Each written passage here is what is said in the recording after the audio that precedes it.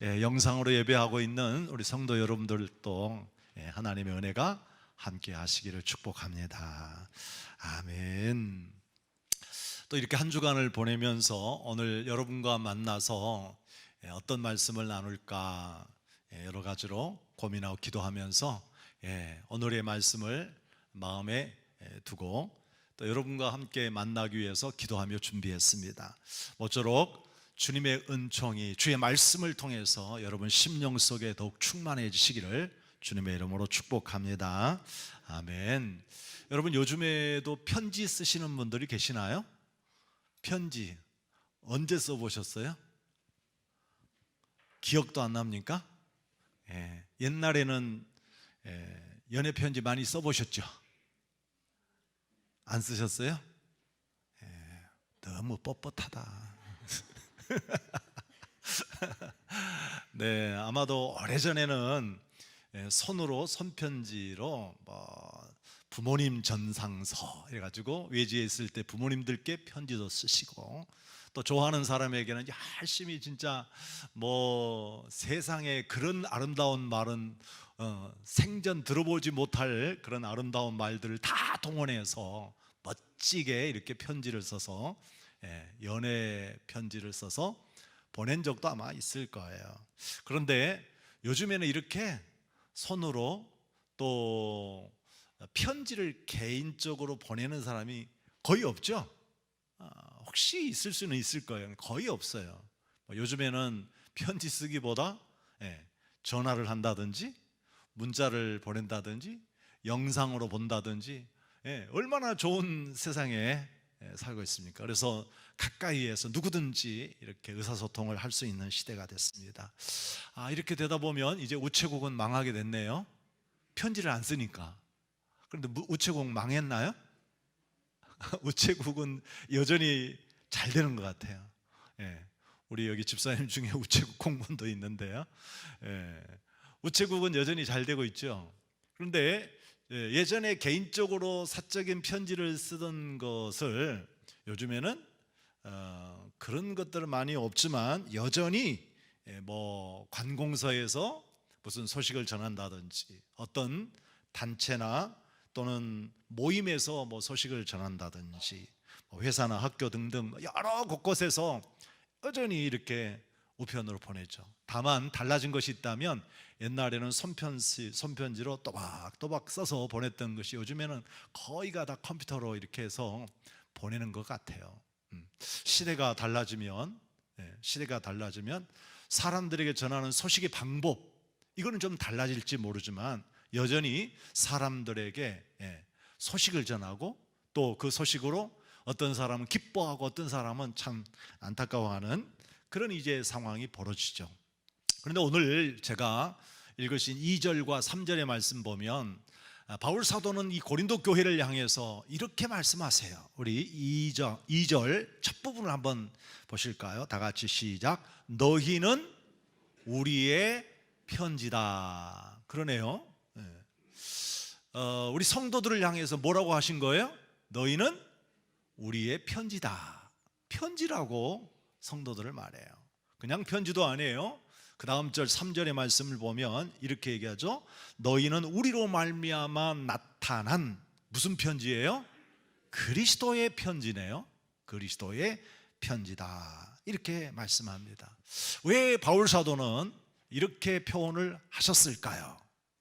그 배경을 보게 되어지면 고린도 교회가 사도 바울에 대해서 조금 이제 불신임이 생겼던가 봐요. 불신임이 생겨서 사도 바울에 대해서 뭘 요구하게 됐느냐 하면 당신이 우리하고 교류하고 교제하기 원한다면 바울 사도 당신께서도 우리에게 추천장을 보내주셔야 됩니다. 추천서가 있어야 우리를 만날 수도 있고 우리가 신임을 할 수 있습니다 라고 요구를 하게 되어진 거예요. 당시에는 그랬습니다. 초대교회 당시에 여러 교회가 한 지역이 아니라 세계 여러 곳곳에 세워지잖아요. 그러면 그 세워진 곳에 어떤 사람들이 와서 나는 이런 사람입니다 라고 하면서 그 교회에서 사역을 하게 되어지는데 그 사람이 누군지 우리가 어떻게 알아요? 가짜인지 진짜인지 모르잖아요. 그러니까 뭘 가지고 왔느냐 하면 예루살렘에서 베드로라든지 사도들 혹은 신임을 할 만한 이런 공문서로 추천서를 받은 거예요. 그래서 추천서를 가지고 여기저기 다니면서 나는 이런 사람입니다. 자, 추천서 여기 있습니다. 베드로가 나에게 써준 추천서입니다 라고 해서 보여주는 거예요. 그러면 아하, 이분은 우리가 처음 봤지만 야, 우리가 존경하는 베드로로부터 요한으로부터 또 다른 사도로부터 이렇게 신임장을 받은 추천서가 있구나. 그래서 사람들이 경계하지 않고 받아들이게 된 거예요. 그런데 이렇게 추천서를 가지고 고린도에 와서 지금 사역하고 있는 현재의 분들은 어떤 사람이었냐 하면 이 사람들은 소위 이제 율법주의자들이었습니다. 사도 바울이 전해줬던 메시지하고는 좀 달라요. 구원관이 달라요. 이분들은 오직 율법을 지켜야 된다, 할례를 받아야 된다라고 하는 것을 주장하게 되어지죠.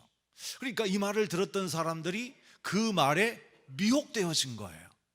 그래서 이 고린도 교회의 성도들은 바울 사도와 또 다른 여러 교회 사도들과 조금 좀 거리감을 갖고 좀 좋지 않게 이런 감정을 갖게 되어진 것 같아요. 그래서 이 고린도 교회의 성도들이 당신은 우리 사도가 아닙니다, 사도권을 부정한다든지 지도력에 대해서 바울 사도를 받아들이지 않는 분위기가 있었어요.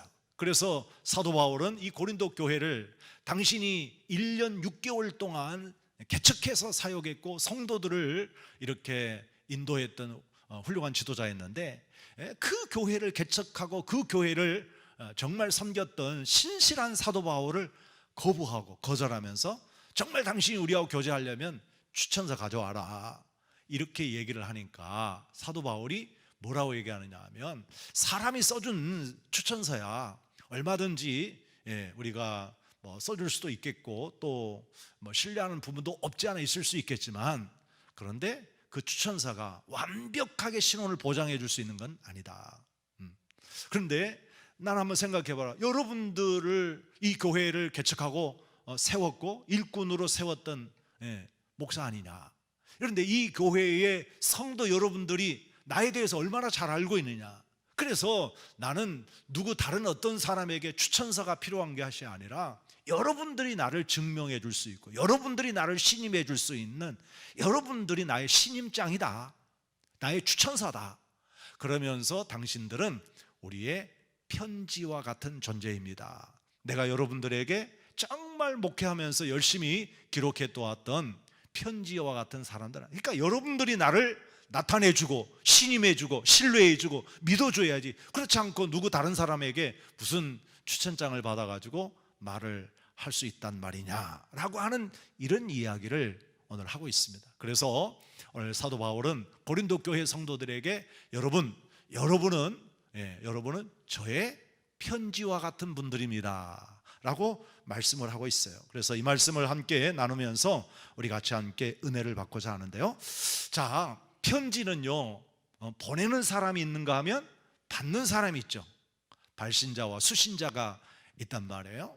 그러면 여기에서 발신자, 즉 보내는 사람은 누구죠? 바울 사도겠네요. 그리고 받아들이는 수신자는 아마도 여기 고린도 교회 또는 이방의 사람들, 이런 사람들이 되겠죠. 그런데 여기에 당신들은 우리의 편지입니다 라고 하는 말씀을 곰곰이 이렇게 묵상하면서 생각해 보니까 여기에 목회의 비법이 있는 거예요. 목회란 바로 이렇게 편지를 쓰는 것과 같구나 라고 하는 것을 깨닫게 되어지는 거예요. 그래서 사도 바울이 이 고린도 교회 성도들을 향해서 당신들은 나의 편지, 우리의 편지입니다 라고 하는 면에서 사도 바울의 사역은 마치 편지 쓰는 것과 같은 목회를 했구나, 편지 쓰는 것과 같은 사역을 했구나 라고 하는 것을 생각하면서 저도 역시 여러분 이 교회에서 목회하고 있잖아요. 우리 원로 목사님 30년 넘게 열심히 여러분들에게 편지 쓰게 하셨고 또 저도 역시 그 유임으로 와서 열심히 편지를 쓰고 있는 이런 시간이구나 라고 하는 것이죠. 자, 그래서 오늘 첫 번째 목회 사역은 뭐냐? 누군가가 물어본다면 저는 목회 사역은 바로 성도들에게 편지 쓰는 것입니다. 이렇게 대답을 할 수 있을 것 같아요.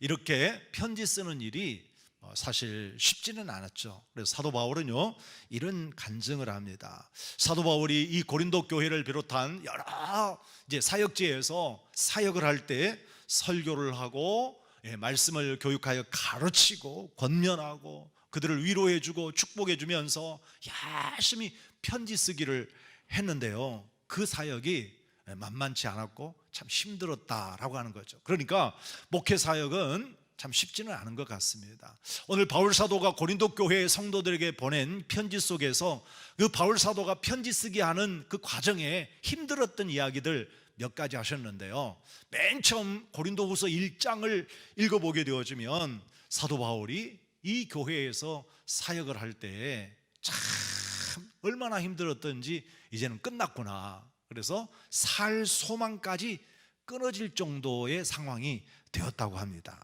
우리 고린도후서 1장 8절 9절의 말씀인데요, 여러분들 함께 보시죠. 형제들아, 우리가 아시아에서 당한 환난을 너희가 모르기를 원하지 아니하노니 힘에 겹도록 심한 고난을 받았고, 어디까지요? 살 소망까지 끊어지는 상태, 사형 선고를 받았다고 하죠. 그래서 우리 자신이 사형 선고를 받은 줄 알았다. 자, 그런 가운데에서 하나님 은혜를 발견합니다. 자, 이렇게 정말 절망적인 상황 속에서 하나님은 우리로 하여금 나 자신, 인간, 세상, 돈, 권력 이런 것들을 의지하지 말고 누구만 의지하게 하셨죠? 하나님만 의지하게 하시더라, 이런 이제 말씀을 하세요. 여러분, 정말 우리가 하나님 붙잡고 사역하지 않으면 편지 쓰기 할 수가 없는 것 같아요. 목회하기가 어려운 것 같아요. 바울 사도는 이렇게 참 힘들고 어려운 사역을 했어요. 그런데 이 고린도 교회 성도들은요, 지금도 뭐 당신의 사도권을 우리 인정할 수 없습니다.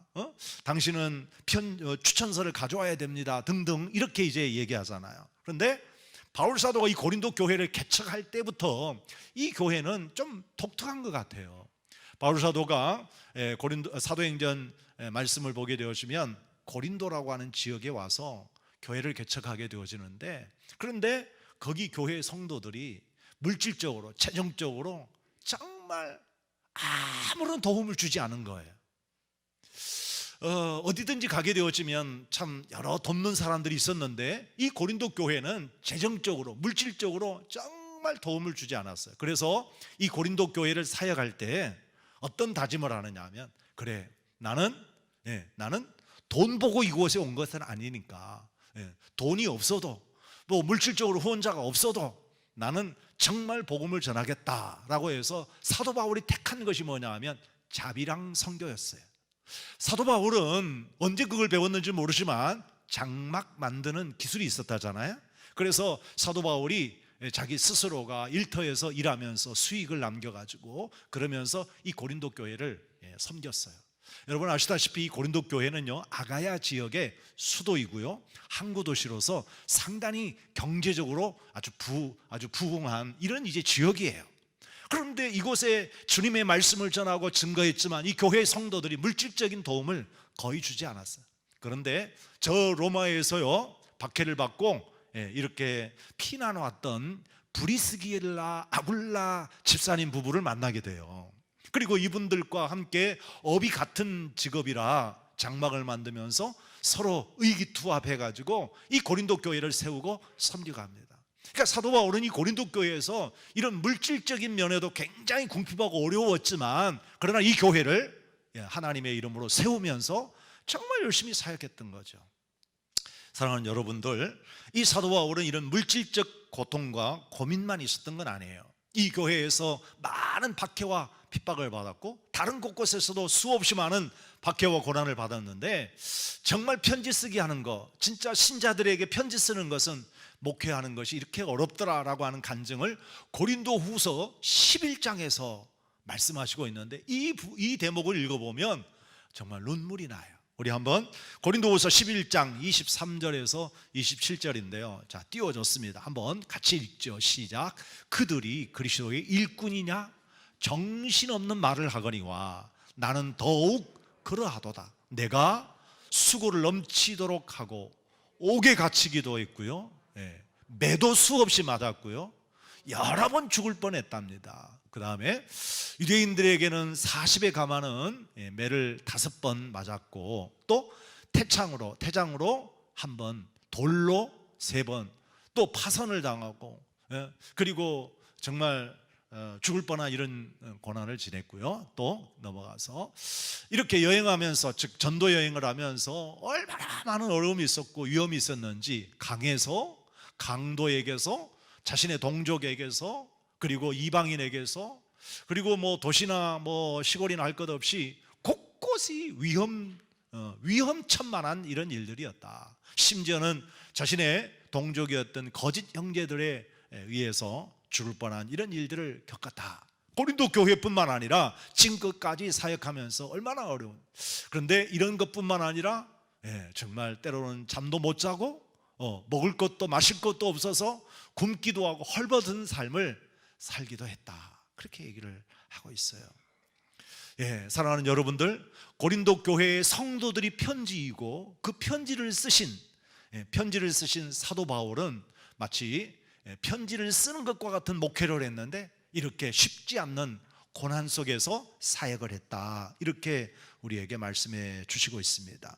자, 그러면 이렇게 힘들고 어려운 가운데에서도 포기하지 않고 이 고린도 교회 또는 모든 교회 성도들에게 편지 쓰기를 하게 되어진 것은 예수 그리스도가 가장 고상한 분이었고 그분만이 참된 구원의 주님이었다라는 진리를 알았기 때문에 사도 바울은 다른 어떤 것과도 바꿀 수 없는 위대하신 예수 그리스도의 복음을 우리 모든 성도들 심령 속에 기록했을 거라고 봅니다. 그러면요, 자, 우리 편지를 쓰시는 분이 당시의 바울 사도였고, 그리고 그 편지 쓰기는 목회와 같다라고 얘기했는데, 그러면 편지 쓰기를 어디다 하셨을까? 여러분, 편지를 쓰려면 지면에다 쓴다고 그러잖아요. 눈물로 쓰시든 기쁨으로 쓰시든 간에 우리 편지지가 있어야 되잖아요. 그러면 편지지는 우리 성도들인데, 이 편지지는 뭐냐? 오늘 2절과 3절에서 말씀하세요. 우리 성도들의 마음이다, 이렇게 얘기를 하고 있는 겁니다. 어디다 편지를 쓰셨다고요? 모든 성도들의 마음에다가 편지를 썼다라는 거예요. 자, 우리 2절 다시 한번 보죠. 시작. 우리 마음에 썼고 뭇 사람이 알고 읽고 있다. 3절에도 보면 너희는 우리로 말미암아 나타난 그리스도의 편지니 이는 먹으로 쓰지 않았어요. 오직 살아계신 하나님의 영으로 쓴 것인데 돌판에다가 쓰지 않고 어디다가? 우리 마음판에다가 기록했다라고 얘기를 하고 있습니다. 그래서요, 오늘 여러분들의 마음판을 한번 열어보시기 바랍니다. 여러분의 마음판을 한번 열어보셔서 여러분들에게 우리 교회가 개척되어지고 지금껏까지 우리 원로 목사님을 통해서 끊임없이 하나님의 말씀을 설교를 통해, 권면을 통해, 또 위로의 말씀 등등의 말씀을 통해서 새겨진 말씀이 있는지, 또 담임 목사를 통해서 여러분들에게 선포되어진 이 하나님의 말씀이 여러분의 마음판에 새겨져 있는지, 만일에 그렇다고 한다면 여러분들은 지금 이 마음에 하나님의 말씀이 세상 모든 사람들에게 빛나게 비춰지면서 읽게 되어지고 보게 되어지고, 그리고 그 진리의 말씀을 보고 믿는 사람들이 많겠지요. 어떻습니까? 오늘 여러분의 마음판에 하나님 말씀이 기록되어져 있나요? 사도 바울은 이 고린도 교회의 성도들의 마음판에 새겼다 그랬어요. 여러분, 하나님은 직접적으로 모세에게 돌판에다가 십계명을 기록해 주신 적이 있어요. 그리고 구약의 성경 말씀이나 신약의 말씀은 여러 가지 이제 이 편지지가 있는데, 거기 보면 대부분 파피루스라고 하는 이 풀 가지고 이용을 했었어요. 우리나라에서는 나무 목판이 있죠. 목판이 있어요. 오래전에 기록해 두었던 거. 이렇게 여러 가지를 썼지만은 오늘 주님은 이렇게 여러 돌에다 새기지도 않고 땅에다 새기지도 않고 나무에다 새기지도 않고 어디다 새기셨다고요? 우리 마음판에. 오늘 사랑하는 여러분, 이 같은 마음판에 새길 것을 저 구약시대의 선지자 예레미야는 일찍이 예언합니다. 예레미야서의 말씀을 읽다가 보면 예레미야 31장에 나오는데요, 이 눈물의 선지자 예레미야가 지금 당시에 이 나라가 망하고 심판받게 되어질 것을 타락한 백성들의 경고하셨지만, 그러나 긍휼이 풍성하신 우리 하나님께서 이후에 새로운 언약을 하나님이 우리 마음판에 새겨주실 것이다 라고 얘기해요. 구약의 말씀은 돌판에 새겨졌다면 신약의 새로운 새 언약의 말씀은 마음판에 새겨줄 것이다 라고 예언을 했어요. 예레미야 31장 말씀을 잠깐 볼까요? 이렇게 기록되어 있습니다. 31절부터 34절이에요. 여호와의 말씀이니라. 보라, 날이 이르르니 내가 이스라엘 집과 유다 집에 새 언약을 맺으리라. 이 언약은 내가 그들의 조상들의 손을 잡고 애굽 땅에서 인도하여 내던 날에 맺은 것과 같지 아니할 것은, 내가 그들의 남편이 되었어도 그들이 내 언약을 깨뜨렸음이라. 여호와의 말씀이니라. 그러나 여기 33절이에요. 그러나 그날 후에 내가 이스라엘 집과 맺은 언약은 이러하니 곧 내가 나의 법을 그들의 속에 두며, 돌로 두는 게 아니에요. 그들의 어디에다가 기록했어요? 마음에 기록하여. 결론 뭐죠? 나는 그들의 하나님이 되고 그들은 내 백성이 될 것이니라. 이렇게 하나님이 말씀하셨다는 거예요. 하나님 우리 마음속에다가 하나님이 우리 하나님이 되시고 우리는 그의 백성이다라고 하는 것을 명확하게 기록해 놓았다라고 하는 것이죠. 그래서요, 이 예레미야 선지자 예언대로 이 땅에 새로운 언약의 복음을 전해주신 예수 그리스도를 통해 우리는 진짜 참 하나님이 어떤 분이신지, 그리고 누가 진정한 주의 백성이 되어줄 수 있는지를 알게 되어졌죠. 자, 이러한 하나님께서 놀라운 언약의 말씀을 우리 마음판에 새겨주셨는데요, 조금 더 거슬러 올라가면 옛날 모세 시대에도 이 같은 말씀을 하세요. 신명기 6장 4절로 9절, 우리 너무 잘 아는 쉐마의 말씀이라고 그러죠. 여기에도 보면 모세도 돌로 새겨준 그 모세의 율법을 우리 마음에다가 정말 잘 기록하라고 해요. 한번 보실까요? 신명기 6장 4절. 이스라엘아 들으라. 우리 하나님 여호와는 오직 유일한 하나님이시니, 여호와이시니 너는 마음을 다하고 뜻을 다하고 힘을 다하여 내 하나님 여호와를 사랑하라. 자, 그 다음 뭐라고 하느냐면, 오늘 내가 내게 명하는 이 말씀, 즉 하나님을 사랑하라 하는 계명의 말씀을 어디다 새기래요? 너의 마음에다가 새겨라. 마음에다 새겨라 라고 얘기를 해요. 그리고 그것을 너의 자녀들에게 부지런히 가르치고 집에 곳곳에다가 기록해 놓아서 후손들에게까지도 하나님을 사랑하라고 하는 이 귀한 계명의 말씀을 우리 마음속에 새기라고 얘기하고 있어요.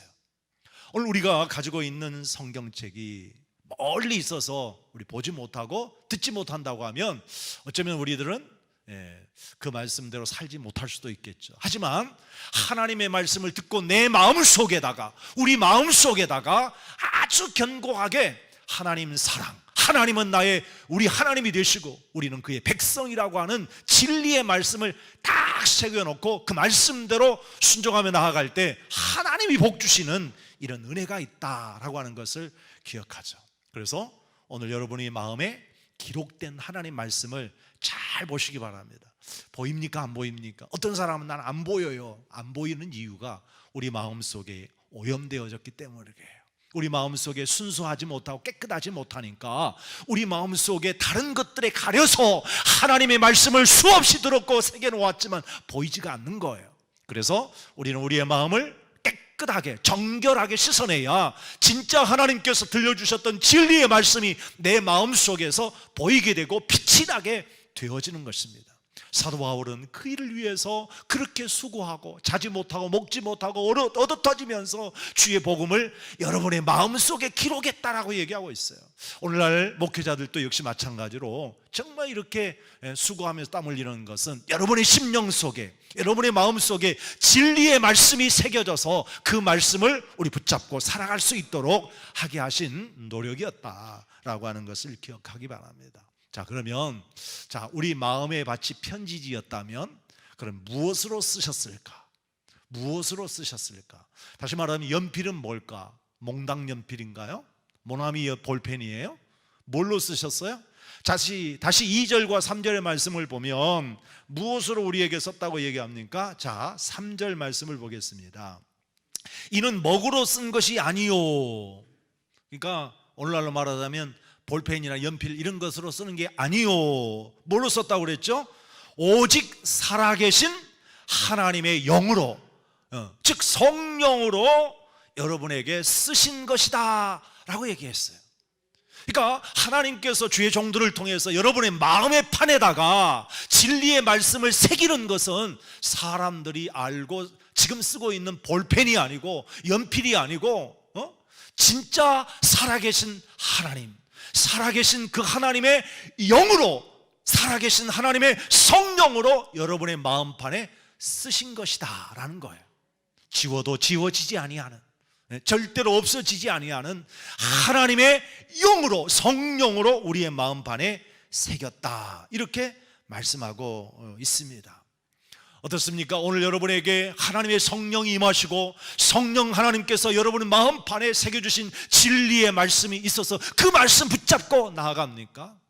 아브라함은 하나님께서 주셨던 진리의 말씀을 마음판에 새겨놓고 그 말씀을 따라갔다고 합니다. 그 길이 멀고도 험한 길이었지만 가족들 전체를 동원해서 우리 가자, 약속의 땅을 향해서 가자 하면서 함께 갔고요. 그리고 그 땅에서 여러 가지 실수도 있었지만 끝까지 하나님 주셨던 약속의 말씀 붙잡고 살아왔잖아요. 오늘 우리의 인생길은 하나님께서 우리 마음판에 새겨주신 이 성령으로 새겨주신 진리의 말씀을 붙잡고 살아가는 것이 정말 중요한 것입니다. 이 세상에 우리 마음판에 새겨졌던 모든 연필은 여러분과 저에게 살리지는 못합니다. 여러분과 저를 살리지는 못해요. 자, 그래서 6절 말씀을 한번 보겠습니다. 6절. 그가 또한 우리를 새 언약의 일꾼으로 일꾼 되기에 만족하게 하셨으니 율법 조문으로 하지 아니하시고 오직 영으로 했는데, 율법 조문은 결과가 뭐예요? 죽이는 것이에요. 그렇지만 영은 뭐예요? 영은 살리는 것이에요. 그러니까 여러분들, 오늘 바울 사도가 이 고린도 교회 지금 현재 자신을 배척하고 거부하고 당신은 추천장을 가져와라 이런 사람들이지만 당신은 뭐 했느냐? 그렇게 배신하고 마음에 상처를 주고 아픔을 주었던 사람들이지만 나는 살아계신 하나님 거룩한 성령으로 여러분을 기록했고, 이 성령은 죽이는 영이 아니야. 지금 여러분들한테 거짓말로 속여서 지금 추천장을 받아와야 된다고 하는 이 율법사들은 여러분을 살리는 자가 아니야. 진짜 살리는 영, 살리는 사람은 하나님의 성령이야. 성령으로 우리가 이렇게 하나님의 말씀을 기록했다라고 말하고 있습니다. 여러분, 우리 교회가 말씀과 성령 충만한 교회가 되어지기를 원합니까? 여러분들이 그렇게 살아왔습니까?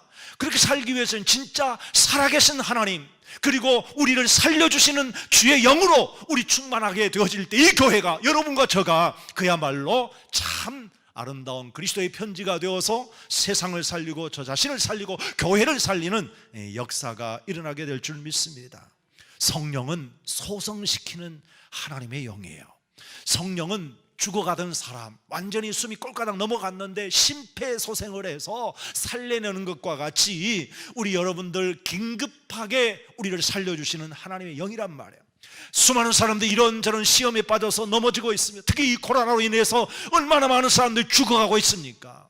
그런데요, 오늘 주의 영은 하나님의 말씀을 통해서 오늘 또 여러분의 마음판에 살리는 영으로 기록하고 우리를 살리고자 하고 있으니 이 심폐소생이 되어지는 것처럼 영혼 소생이 일어날 수 있기를 축복합니다.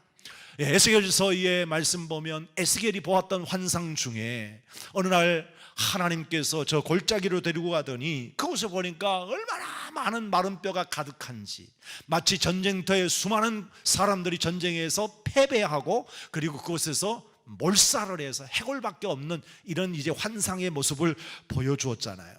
그런데 하나님께서 갑자기 에스겔아, 이 뼈들이 능히 살겠냐? 하고 물어보는 거예요. 말도 안 되는 소리잖아요.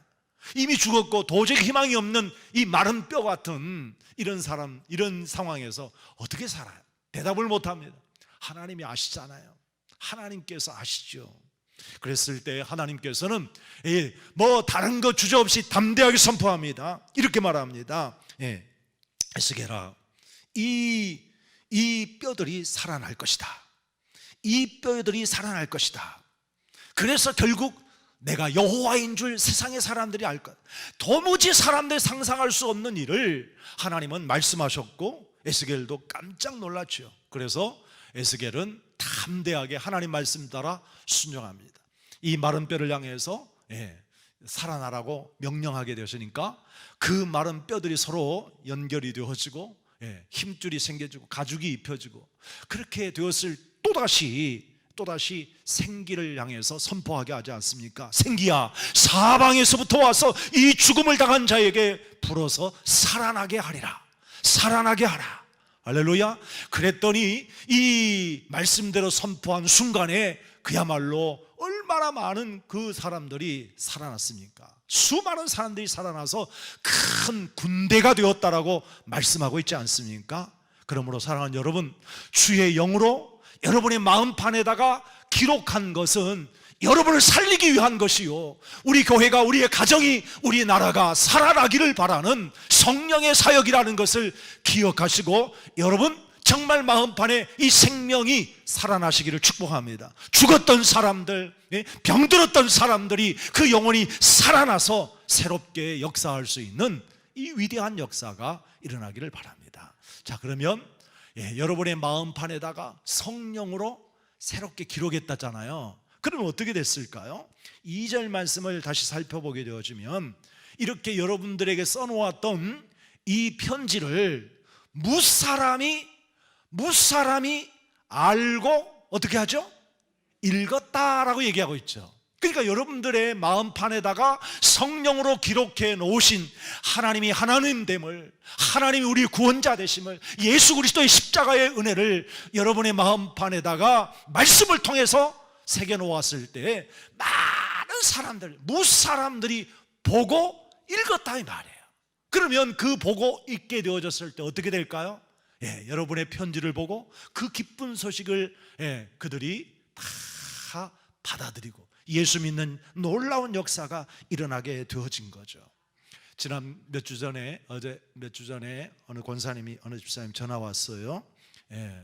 지금 저녁에 교회에서 좀 자면 안 돼요? 라고 물어보는 거예요. 그러면서 어떤 권사님께서 한 분을 만나게 됐는데 이분이 새벽 기도회를 좀 오고 싶어 하시고, 그래서 같이 기도하면서 자고 싶은데요, 너무 마음에 감동이 됐어요. 아유, 집사님 뭘 물어봐요. 그냥 기도하시고 그렇게 하세요. 그랬더니요, 그 두 분께서, 권사님과 집사님이 교회에서 기도하다가 주무시고 그 새벽 기도 오고 싶다고 하는 분의 집에까지 가셔서 모시고 오셨더라고요. 두 분 다 다리가 좋지 않아요. 잘 걷지도 못해요. 관절염의 심각한 상황인데도 불구하고 새벽에 정말 주님 앞에 나오겠다고 하는 말을 듣고 교회 와서 기도하고 주무시며 그 영혼을 위해서 기도하다가 모시고 왔어요. 지난번 수요일 날도 모시고 왔더라고요. 그래서 처음으로 그분하고 제가 인사했어요. 이렇게 하셨다는데 잘 오셨어요. 인사했어요. 여러분, 그렇습니다. 우리가 몸이 아플 수도 있고 또 우리가 나이가 많을 수도 있고 우리가 정말 여러 가지 면에서 힘들 수도 있죠. 하지만 여러분과 저는 우리의 마음판에 새긴 하나님의 성령으로 살리는 이 복음, 살리는 이 영인, 이 복음을 비춰주고 읽게 만들어주고 보여주기만 하면 놀랍게도 그들이 예수 믿고 구원받는 역사가 지금 이 코로나 시대에도 얼마든지 일어날 줄 믿습니다. 그래서 우리는 뭐가 돼야 되냐? 남들에게 편지를 읽을 수 있도록 여러분들이 사람들에게 여러분의 마음판에 있는 이 복음의 편지를 보여줘야 돼요. 읽어줘야 돼요. 알려주셔야 돼요. 그래서 진짜 정말 여러분 속에 있는 이 진리의 복음이 성령으로 말미암아 기록되어져 있다면 마음판에 새겨진 이 진리의 말씀을 온 천하 모든 사람들에게 읽을 수 있도록 힘써 나간, 이게 바로 전도이고 이것이 바로 우리의 해야 할 사명인 줄 믿습니다. 예수님은 마태복음 5장 16절에서 이같이 너희 빛이 세상 사람에게 비치게 하여 그들로 너의 착한 행실을 보고 하늘에 계신 너희 아버지께 영광을 돌리게 해라, 그렇게 말씀하셨어요. 오늘 저와 여러분들, 사도 바울은 자신을 배척하고 당신은 우리가 신뢰할 수 없어, 그러니 당신은 진짜 우리한테 오려면 추천장 가져와 라고 할 때 무슨 소리냐, 당신들을 내가 복음을 전했고 당신들이 내가 성령으로 말미암아 기록해둔 복음이 여러분 마음에 있는데 무슨 소리냐, 나는 여러분들이 나의 면류가 아니고 여러분들이 나의 기쁨이고 여러분들이 진짜 편지입니다 라고 하면서 그가 사람들에게 가져온 신임장이 아니라 성령으로 말미암아 전심을 다해서 여러분들에게 복음을 전해주었던 여러분 자신이 나의 열매이고 편지이기 때문에 다른 어떤 추천장이 필요 없습니다 라고 말씀하셨던 것처럼 우리 사랑하는 성도 여러분, 우리 가양제일교회 온 성도들이 그리스도의 편지가 되시기를 바랍니다. 목회자들의 편지가 되어주시기를 바랍니다. 어디에서든지 이 편지를 아름답게 소개할 수 있는 은혜의 역사가 있기를 주의 이름으로 축복합니다. 아멘.